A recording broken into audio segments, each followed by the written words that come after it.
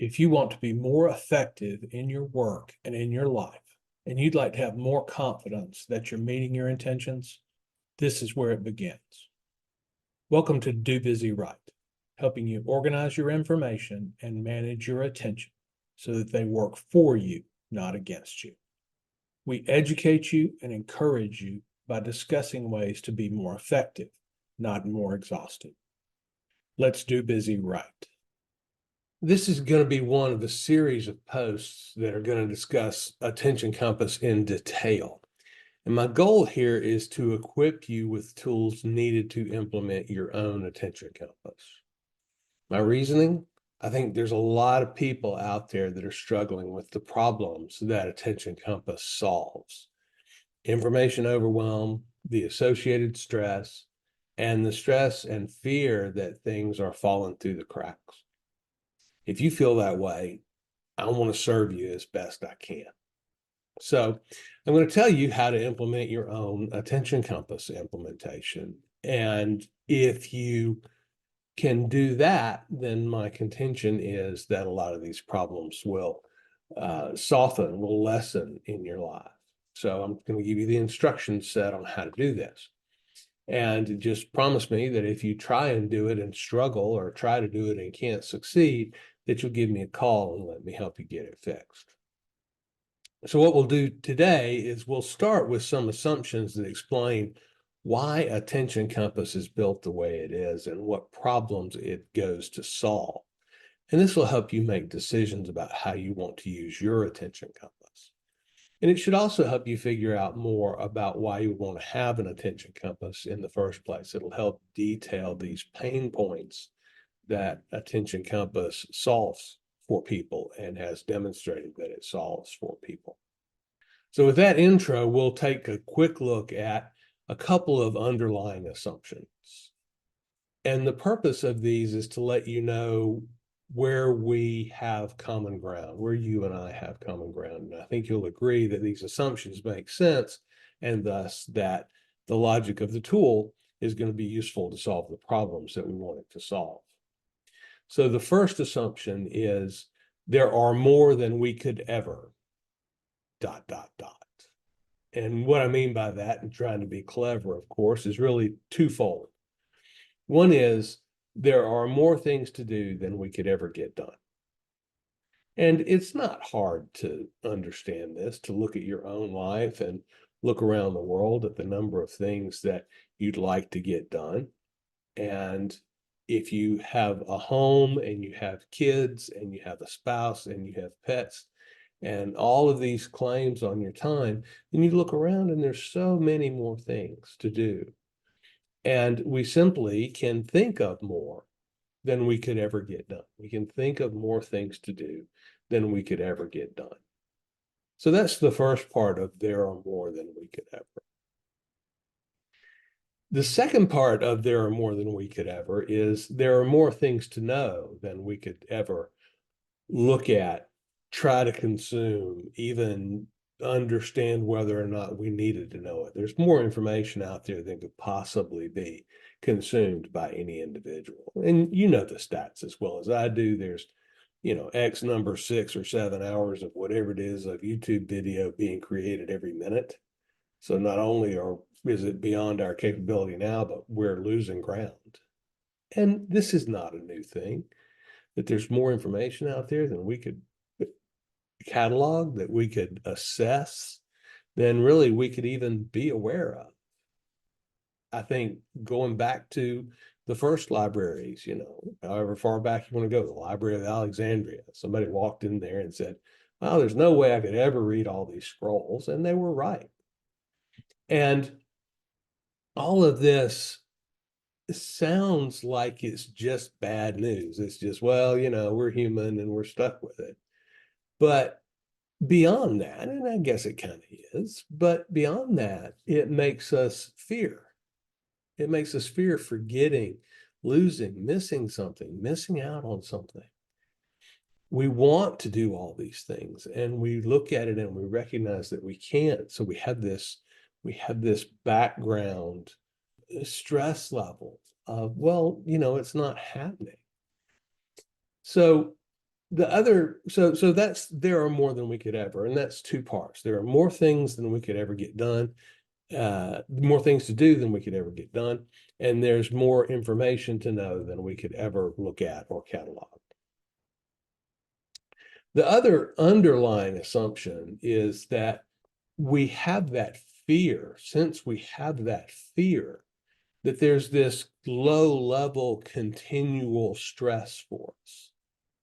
And what that means is we know that there are things that we'd like to do, but keeping track of the things that we'd like to do. And we know that our memories are unreliable on this front. That's why we've built all the tools we've built, calendars and alarm clocks and kitchen timers. Our minds are simply not good at tracking the passage of time. And thus, time-sensitive tasks and to-dos tend to elude our brain, okay? And again, we create these artifacts and systems, but our brains don't trust them. And our brains don't trust these artifacts and systems for one very good reason. And that very good reason is not everything is in those artifacts and systems. And our brains have long experience in things popping up after their due date. And we become aware of them. Your brain recognizes that it has forgotten about it until it's too late to be useful. How many times have the brownies gotten burned? And each one of those things your brain recognizes. Another concern around this area is, as the human race and as our economy progresses into knowledge work, that's mental work.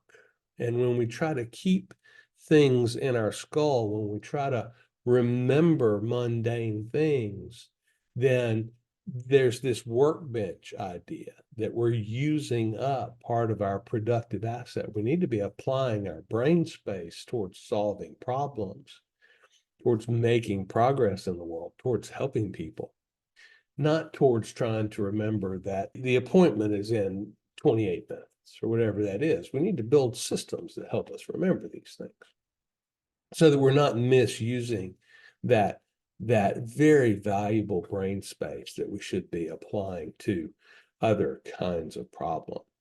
So all of this together, that the fact that we have these unreliable memories, all of that means that we need to get things off our mind, because if they're not on our minds, then we're not forgetting them and that stress goes down. So we got to get things out of our minds and put things into a system.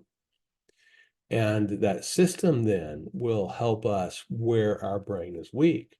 Thus, we can emphasize our brain's strengths and use it best where it's strong. And that's sort of this workbench idea. So those are really kind of two underlying assumptions that I think we can agree on. There are more than we could ever. There are more things to do than we could ever do, more things to know than we could ever look at. And that gives us some sense of missing out, some sense of sadness or fear. And that fear is a low level of continual stress for us because we know our brains aren't good at tracking this kind of information. So with those assumptions in place, we need to think about what are the implications of those assumptions. So if there's more than we could ever, if there's more than we could look at and more than we can get done, then that's a huge pile of stuff sitting out there. It's not dozens of things, it's hundreds of things, it's potentially thousands of things. And then you look into all the information that we've consumed over our lifetime, all the information that we've tried to become aware of, all the information that we've tried to remember or learn. All this is a lot more information that's going to fit in our brains. And that just means that we need ancillary systems. We need external systems to keep this stuff for us. I don't know that it's a terribly new need, but I think it's gotten more and more urgent as we've become knowledge workers and as we've become more dependent on our brains to help us do the work. So more information that'll fit into our brain. So we said that there are two kinds of more than we could ever. And one is more things to do than we could ever do. So that's tasks for us. And the other is more things that we need to be aware of, more information than we could ever. And that's just that information. And so if we're going to store things out there in the world, then we need to be able to store, say, both kinds of things, right? There's more than we could ever do, and there's more than we could ever read. But it's interesting because when you look at it, it's not really actually two different kinds of things. It's two different flavors, if you will, of information. To do a task is just a piece of information that says, hey, I intend to do the thing, versus a piece of information about a multiplication table that says 6 times 6 is 36. They're not terribly different things. So the good news here is that we can put them all out into one kind of storage, so to speak. So there's one system where we can keep all this stuff and put it in one place where it's more easily dealt with.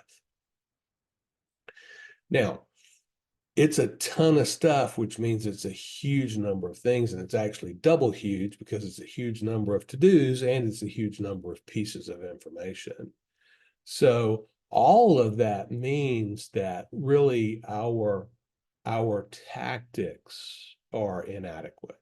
Our tactics of trying to store all this stuff in our skulls are really inadequate to face the challenge. And that's kind of where this stress comes from, at least in my opinion, and in a lot of the stress literature, that fear is something that causes stress for us. So, such a huge number of things. Well, fortunately, we're to the point with our technology where we have systems. So if we can't store it in our brain and we need to store it, then we need to store it in a system. And there are really only a couple of choices. So one system is to offload it to other people, to other brains. Okay. Well, if it was 10% more than you needed to know, then that would be a reasonably practical approach, but it's not. It's 10 times, 100 times what you could store. So try to do it with other people and other brains is impractical, but they've got their own stuff to remember, right? So we're just left with some kind of system, some kind of information management system. And that's fine because the technology has caught up where we can store massive volumes of things, and it's not all that difficult to do it. So we need some kind of system because it needs to be external to our own brain. And really the only remaining choice is a system. And that's one of the implications of these assumptions that we've agreed on. We have another implication, and this is based on the more to do than we could ever get done. And it's a requirement that we get pretty good at task management. Now, there's more to say about this other than there's just more to do than we could get done. So one important fact about task management is that as human beings in our economy, we get paid on delivering artifacts, on delivering things to other people. Now, the variety of things is huge. It's physical products, it's documents, it's thoughts, it's songs, it's portrayals in terms of acting, it's sports, but we deliver things, artifacts to other people. And that's how all of us get paid. And creating those things, the act of creating those things, we call that work a task. We have all of these things that we need to deliver, and so we start talking about tasks, so we need a task management system. Now, most of us don't get paid to deliver bits of information. Most of us get paid to deliver more practical, more tangible artifacts. But in addition to storing information about our tasks, we also need to store other information. A lot of this information has to do with how are we going to get our tasks done? What other things are true about our situation that we need to take into account as we're doing our work? And so we need to continue to store this reference information.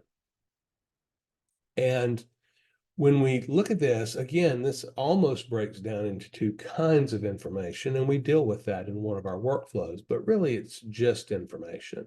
And it's phrased in different ways for a to-do than it is for a piece of reference information, and we can drill down into detail on that later.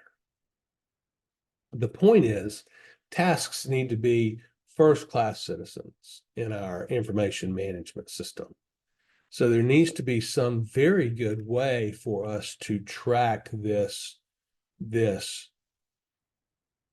idea that something needs done and it's not being done now. Okay. And again, just looking back at it and saying, okay, well, a task is just a specific kind of information. So we can track it in an information management system with just a couple of additional tools. The point here is that we don't need a separate system for tasks versus reference information. I will say that this brings up the notion of managing time versus managing attention. So I will tell you that the attention compass is a task and attention management system versus a time management system. Well, what does that mean? Is that an important distinction? I think it is. I think when we try to manage time, we're trying to manage something that can't be managed. I think we're trying to manage something that happens to us rather than something that we have any real amount of control over. Time ebbs and flows and moves at its own pace, whether we like it or not. And we can't save it, we can't store it, we can't slow it down. And so trying to manage that is, I think, part of the problem. And if we manage our attention is something that can be expanded, that can grow, that we can utilize when we want to, and we can store and maintain better. Now, using attention does take time, so we've got to factor that in as well. So the system I'm describing is a tool for storing information in the right ways. And by the right ways, I mean as defined by the earlier analysis, that we have to store both to-dos and reference information. And when I say storing stuff in the right ways, I mean storing it such that it shows up when we need it to show up. Storing it in ways that we can find it when we need it. Storing it in ways that it almost delivers itself to us at the right time without us having to look for it. And so when we build the system properly, according to good rules for information management, then we find that these things begin to happen. Another implication about the tool from what we've looked at before, and this is an implication of the huge amount of stuff, really, but also the implication of another fact that we'll get to. The tool pretty much has to be electronic, because that's really the only way that two things can happen. One is it's the only way that such a huge volume of information can be stored and accessed with any reasonable speed. And the other is it's really the only way for our information, both task-oriented and reference information, to be available to us when and where we need it, which is pretty much anywhere. There was a time when you could have your file cabinet in your office at your office building downtown. For most of us, that time is gone, and we need to have our information with us more often and more readily available. So for those reasons, it's an electronic tool. And we talk in Attention Compass, we talk about specific ways to use paper, but that the tool itself and that the storage equipment itself needs to all be electronic so that it can store a huge volume of things, and so that we can have it with us when we need it.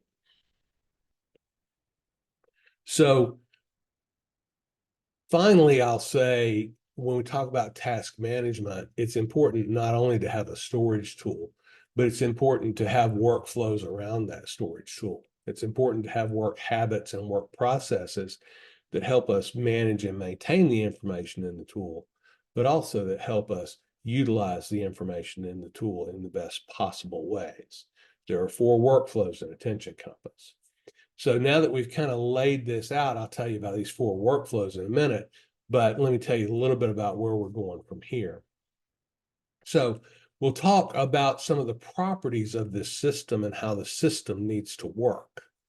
And we'll try to define some ways for you to set this system up for yourself and some ways that it needs to be working. And then we'll talk about the workflows in some little bit of detail. We won't have time to get into them completely here, but that'll be part of the continuing series of stuff.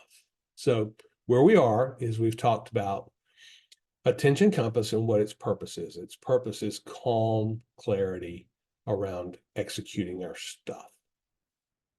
Underlying assumptions, there's more than we could ever, and that causes us a continuous underlying level of stress, which means we need to get things off of our mind. Well, it works out because our mind is a terrible place to keep this stuff anyway. So the implications are there's a ton of stuff. There's a ton of tasks and things, reference information for you to be aware of.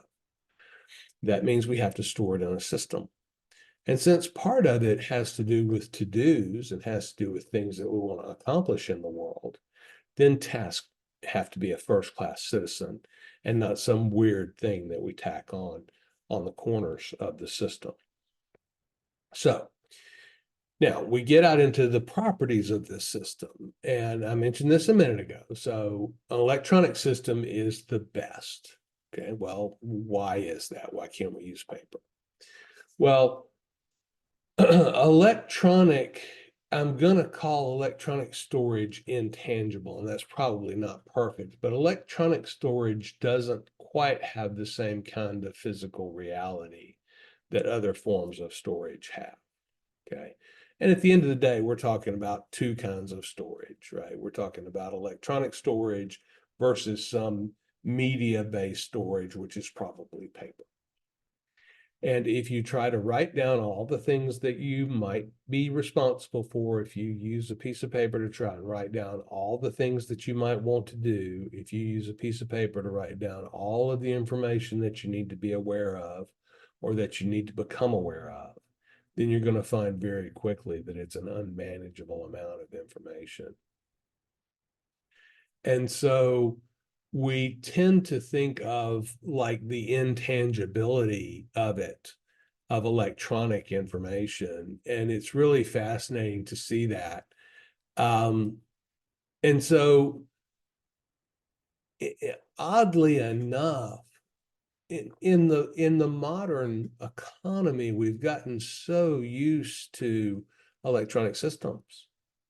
And oddly, the management of our tasks and the management of our attention and time seems to kind of be the one place where people get hung up on analog. They get hung up on paper.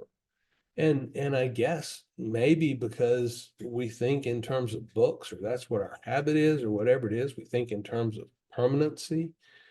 Maybe the journaling crowd has something to do with how this is working. But it's really, to me, it's interesting and odd that people really get hung up on this and they go, no, I want to record my tasks on paper. Well, you don't record your music on paper. You don't record your videos on paper. So it's intangible. It's not quite a physical reality. It's so much lighter. It's so much cheaper to store it electronically than it is on paper. It's much more portable. So you can literally store everything that you need to store on your phone, and it's there in your pocket with you all the time. It's there in your purse with you all the time.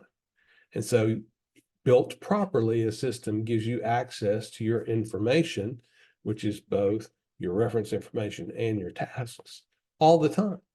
And it's there for you wherever you need it, whenever you need it. So it's more portable. For electronic systems, updates are easier. So it's easier for the technology. We've gotten very good at updating our technology, our electronic technology, versus updating other kinds of information storage. So it maintains itself to some greater or lesser degrees. Not that the process is totally seamless, but that with reasonable maintenance, you can take care of it and keep it current much more easily. With electronic information, it distributes even automatically to many more places. So it's much easier in an electronic system to have multiple copies of things than it is in any sort of physical system, any sort of paper-based system. And it's actually useful to have that distribution in multiple places, but you've got to manage it properly in order for it to be a benefit and not a problem. As we all know, electronic information is much more searchable than is physically recorded information. As we all know, electronic information is much more searchable than any information that's recorded physically. If you have a journal book, the only way you can search it is sequentially, flip the pages, versus information that's recorded electronically, and our search is getting better all the time. But again, just another reason that the system pretty much has to be electronic, as it's more searchable. And then finally, we'll say that the electronic system will recognize has more ways that we could organize it. And what I mean by that is if there's a physical store, it can only be stored in one way. You can't reshuffle it easily. So a library, the books are ordered in the Library of Congress cataloging system. If you wanted to switch the books around and do it in reverse, it would be a Herculean task to reverse search, to reverse order the books, because you'd actually have to move the physical books. Versus in an information system, then reordering and having those indexes moved around is a relatively trivial problem. Well, it's trivial now because we solved it out in the electronic world. So the primary property of the system is that it pretty much has to be electronic, which is not that big a hill to climb in our modern era. Another property of the system that's implied by all these things, and this really is because of the amount of stuff. One of the properties of the system is we need to use a backlog metaphor to store it. So what's a backlog metaphor?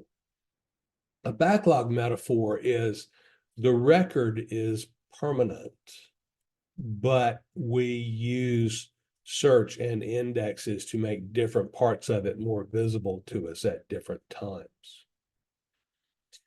And this has a lot to do with the recency and the amount of the information that we're trying to deal with. So when it comes to our personal information and to our task and information list, we've tried other storage metaphors. We've tried cataloging it. In other words, we've tried to put it down in these journals and make it sequential. We've tried to, for our task information, we've tried to store it in a long term in a schedule, right? But those places didn't work. And so if we're thinking about information, and we're thinking particularly about information that we don't need now, either task-oriented information or reference information that we don't need now, we need to park it. But just like your car, there's good and bad places to park information. You want to park it where you can retrieve it easily. You want to park it where it'll be safe. You don't want to simply park it where it's out of your sight and out of the way. So a little bit more about what a backlog is. So a backlog is a large store of information. And the difference between a backlog of information and a pile of information is in how you work with it to turn it into a backlog. You can think of a backlog as a maintained, a gardened, if you will, set of information, versus some random set of information where information is just stored in there in wild ways. So the reason that it becomes a backlog is because we work with it consistently. And when we look at that, that's where these workflows are. And the workflows are intended to turn the pile of information into a backlog and keep the backlog from turning back into a pile, because a pile is hard to search and a pile is hard to deal with versus a backlog that's pretty easy to deal with. So when we're looking at tasks and information about things that we're not doing right now, then the backlog makes even more sense, because we're able to adjust things and resort things and reorient things to face current reality, as compared to it being stored statically in ways that are very difficult to change. And so when we look at ways that we've managed tasks previously, one of the only other ways that we've managed tasks is to try to identify them in minute detail and then to schedule them precisely in a calendar, so that we could, in theory, say, hey, 6 months from now at 2:43 p.m., what is your plan? According to your plan, what will you be doing at that time? And that this system would give you an answer. Well, one of the things we've learned is that's just entirely too inflexible, that nobody has that level of control over their lives. And so we need to move away from that hard schedule, those minute definitions of tasks, and move into a more fluid situation. And that's where this backlog idea comes back into play, is instead of trying to chisel something in stone and live by it for the next 6 months, that we're instead putting the work in to maintain it and keep it fresh and evergreen, to work with our data and our information and our task list in ways that help us understand it better all the time. And that's a lot of what these workflows are about, is to help us work with our information store in meaningful ways. And again, one of the big things that we have to be able to do is, because of the nature of tasks in our lives, and by the nature of tasks, I'll reiterate, there's more to do than we could possibly get done. And there's certainly more to be done than we can do now.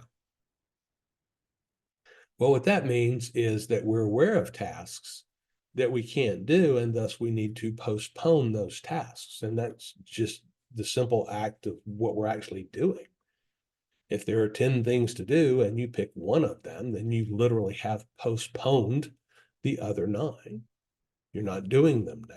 And so if we can track those decisions, I think one of the major sources of fear is that we fear that we're going to forget that we postponed something. And then we're going to forget to do it at all. And it's never going to get done. It's not so much whether or not it's done by some deadline, but whether or not it's done at all. And so managing those things is tracking that postponement decision, right? So, and again, just an example to make this absolutely clear. My grass needs to be cut right now. Your grass may need to be cut right now. And we're not cutting our grass right now. Well, you may be. But we've postponed that. And we've decided not now. And so tracking that and making sure that we're aware of that not now decision. Okay. And this is pretty clear when we say, when I say, hey, I'm not doing the dishes, that is not a statement of absolute fact for all future time. It means I'm not doing the dishes now. Right? Now, sometimes it means I'm not ever doing the dishes, right? But usually it means, nope, I'm not doing it now. We say we're not doing something, it's usually an indication of a postponement decision. And as we postpone things and as we push things off into the future for perfectly rational reasons, okay, for good reasons, then we need to be able to track those things so that we don't have to carry around the fear and the stress of potentially forgetting those things. So let's reiterate again kind of where we've gotten to date. So we started with a couple of kind of common assumptions, and then we looked at some implications of those assumptions, and those implications have turned into properties of a system. And those properties are the system almost has to be electronic. There's no other reasonable choice for the system. So how then do we use paper? And we'll get into that. Electronic is best just because of the properties of electronic information. It's more searchable, it's more storable, it takes up less space, it's lighter weight, all these different kinds of things. It's more distributable. So electronic is where we need to be at. And because of the amount of stuff and because stuff in there, some stuff in there will age in a bad way. Okay, tasks age like fruit ages, not like wine ages, right? And so we need to utilize what's referred to as a backlog metaphor to store it. And we talked about the fact that a backlog is just a list that we interact with in certain defined ways in order to keep it as a backlog rather than letting it devolve back into a pile. We have to make and track postponement decisions. We have to make sure that when we postpone, we're not simply trying to forget. That since we have to postpone, and this is something that's challenging to our brains, then we need to have good ways to make and track those postponement decisions. And so we think about electronic system with a backlog and tracking postponement. We think about reminders and we think about ways for information, in particular task-oriented information, to show back up at us when we need to see it, rather than having to go hunt for it or just even worse, losing it. So when we look at these three properties of the system, this means, and I'm going to use some terminology here, and I'm going to define some terminology. What we've defined here is a personal information management system. And that's pretty easy to see that that's what we've done. So the information that we need to manage is the information about the things that we want to do and information about the information itself, information we need to be aware of at some point. And so we're beginning to define a system that helps us do a good job of managing our personal information. And as you would have guessed, that's exactly what Attention Compass is designed to do and to be. It's first and foremost a personal information management system. What does that mean? Well, one thing it means is you don't have to have anybody else's permission to implement it. The tools are readily available, not expensive. The workflows, I'll teach you how to do that, but you don't need your boss's permission. You don't need your spouse's permission to begin to manage your personal information. It's your personal information. And so that means that you have the word is agency. You have agency here, and you can make the decision of whether to invest the time and effort and energy to become good at this, or whether to continue to waste the time and energy of being worried about whether or not you're managing this stuff well. But this is why I want people to have the attention compass. This is why I want you to have the attention compass, is so that you can gather the benefit and gather the pain relief, if you will, of having your personal information well managed. It's not, I think, that information is unmanageable. I think it's just that we're not trained and we're not coached in how best to manage our personal information stores. And for years and years, it didn't matter because we worked so much with our hands, and so much of the information that we needed really was just present in the world around us and visible to us all the time, that we didn't need to go to any particular link to create a personal information management system. Now, I think we do. I offer Attention Compass to you as that personal information management system. And what we've done thus far is we've kind of defined the properties that such a personal information management system will need to have, particularly with respect to the system as the tool. Now, at this point, we're going to get into the workflows. So we've defined what a tool looks like, and we can go into more detail in future episodes about the specifics of which tool and what the settings are and some of these different kinds of things. And I can show you how to do that. But now you understand a lot about what this tool needs to look like. So let's talk about the workflows. And the workflows will help inform the tool use a little bit for you.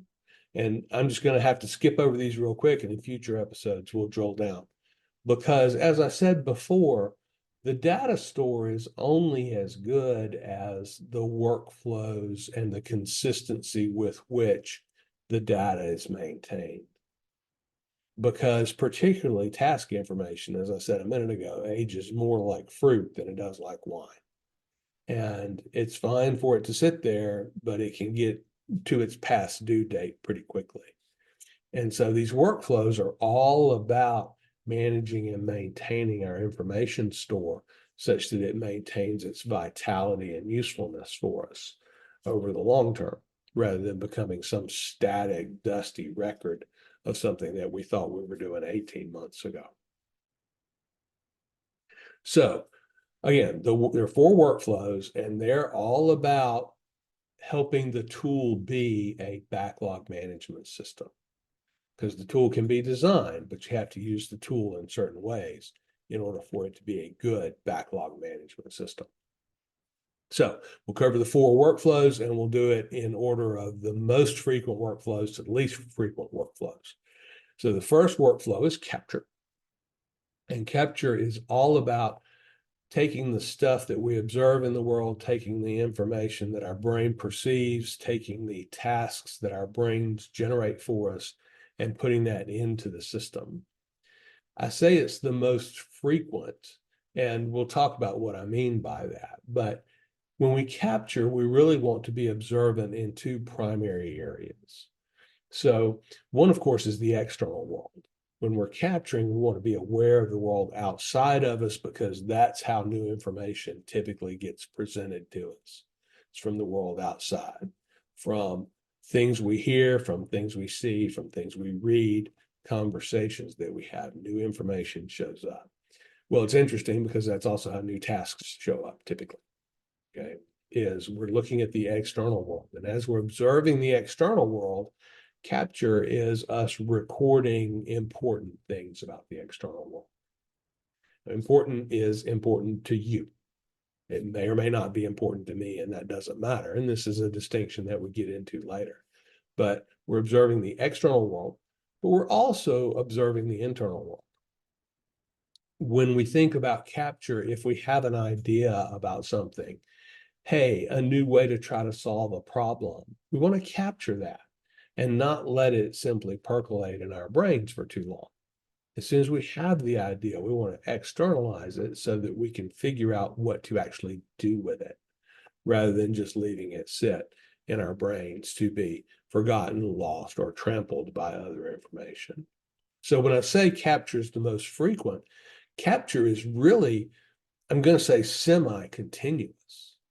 We're always available to capture.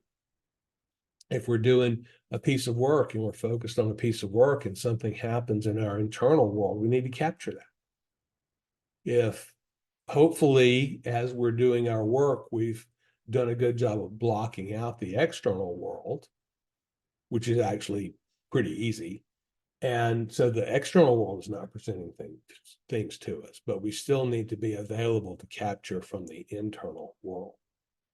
So we're capturing semi-continuously, and we're throwing things into our data storage tool. And it turns out that it's a lot of stuff, and it turns out that it changes pretty frequently and gets updated pretty frequently, which means that we need to make sure that we're managing the new things as they come on board. So our second workflow, and the second more frequent, is a workflow called processing. So processing is dealing with the stuff that we've captured. And it's making sure that we're gardening our information store on a consistent basis. When I say consistent, I'm talking about 5 plus or minus 2 times per day that we go in and process. It's typically after we have done some capture, after we've done some work, after there are some things that we've captured, then we go in and we process them. And processing has 2 steps. So the first step of processing is to take the captured item and turn it into what it is. And that may mean it becomes an appointment. It may mean it becomes a different kind of to do. It may mean it becomes reference information and gets put away somewhere, but we refine it a little bit. We turn it into what it is, because before we do that, we can't do the second step. And the second step is to put it where it belongs. So in order to put it where it belongs, we have to understand where it belongs. And in order to understand where it belongs, we have to turn it into what it is. So processing takes those 2 steps. We process in a batch, and we process till empty. And we do it, as I said, 5 plus or minus times per day. We'll spend 10, 12, 15 minutes out there processing and making sure that our information store is well tended to, well guarded. The third workflow is daily review. So once a day, at some point pretty early in the day, we engage in prepping our information for the rigors of the workday. Just put it that way. And you probably already have some sort of daily process in your life. I talk to many people, potential clients, who make a to-do list every day. Well, we're going to fix it so you don't have to do that anymore. There are some really kind of negative attributes to a to-do list that really cause it to not be a good way to try to track the stuff that we need to do. We talked about a backlog management system. So just briefly, if we think about a backlog management system, then it's a list of things that we're aware of to be done. And let's just take it from the task perspective. So it's a list of things that we're aware of need to be done at some point. We're aware that we're not doing them now. And we're keeping an eye on them on a relatively consistent basis. This as compared to waking up every morning and getting out a blank piece of paper and trying to write down everything that's on your mind in the morning. And then make sure that you get it all done before the next time you write a to-do list, which would be tomorrow. And so managing this backlog. So the thing that we do early in the morning is we use the backlog to present us a candidate list of things that perhaps would be useful to engage with in the coming time period, say today. And there's nuances about how we do this, and I'll teach you all that stuff as we get further into understanding how Attention Compass is built. But what we do is we pull from that backlog and we say, oh, yes, I'm aware of these things. This is not new. Not only am I aware of them, but I've previously written them down, so I don't even have to query my brain about this. But okay, I've looked at them, I understand them, I've organized them, they've presented themselves to me when they need to be viewed again by me. And so I can just take the relatively easy step of pulling out of that and saying, okay, here's the things that I really think I should engage with in the next time period. Now, one of the big parts of the daily review is we then take that list and we validate it against our other commitments. And when I say other commitments, what I mean normally is we validate it against our calendar, because that's the other primary source of commitments, and where they're recorded is in our calendar. And so we get out our candidate list of things to do, and we get out our calendar and we see if these things are going to work together. We do it early in the morning so that we have the opportunity, if we need to change a commitment or renegotiate a commitment, we have an opportunity to do that pretty early, such that people can be generous with the kind of change that we're asking them to deal with on our behalf. So daily review takes about 12 or 15 minutes in the morning. It's part of becoming aware of the overnight information. There's some capture that's going on while all this happens, but at some point it becomes obvious that you do, in fact, have a candidate list of things that could be done today, and then you run them past your list of previous commitments, and you make sure that everything works together. So that's the third workflow, is daily review.